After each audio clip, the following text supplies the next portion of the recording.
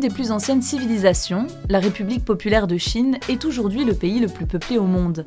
Il héberge environ 1/6 de la population mondiale et est composé d'une 60aine d'ethnies différentes. La Chine est aujourd'hui devenue la première puissance économique mondiale et la plus grande force armée du monde.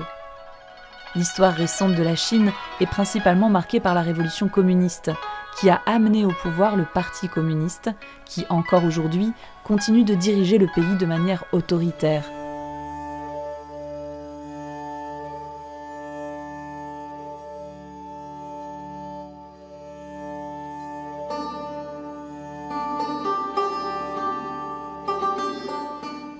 Malgré le rejet des religions par l'État communiste athée, les Chinois ont continué de pratiquer le bouddhisme, l'islam, mais aussi le christianisme. Et lorsque le pays s'est ouvert à la fin des années 70, le monde s'est rendu compte qu'il comptait des millions de chrétiens.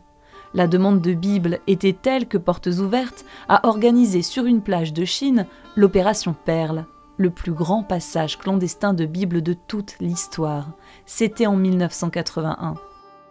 Entre 1990 et 2010, la tolérance religieuse a permis à l'Église de Chine d'avoir de plus en plus de place dans la société. Mais depuis l'élection du président Xi Jinping en 2013, le gouvernement resserre son étau sur tous les secteurs de la société avec un retour au nationalisme. En février 2018, de nouvelles lois restrictives sur les religions voient le jour. Les églises doivent rendre compte de toutes leurs activités au gouvernement. On demande aux chrétiens de placer le Parti communiste au-dessus de leur croyance en Dieu. Les églises en Chine peuvent être classées en deux groupes, celles enregistrées auprès des autorités et donc soumises à la censure, et les autres, tolérées, mais considérées comme illégales.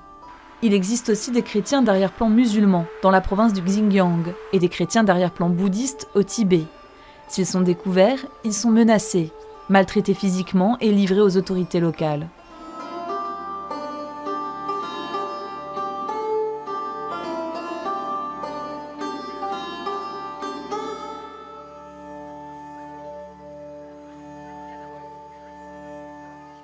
Entre arrestation et emprisonnement, fermeture et destruction d'églises, pression sociale et culturelle, sans compter la double persécution que subissent les chrétiens d'ethnie minoritaire, l'avenir du christianisme en Chine semble marqué par les épreuves.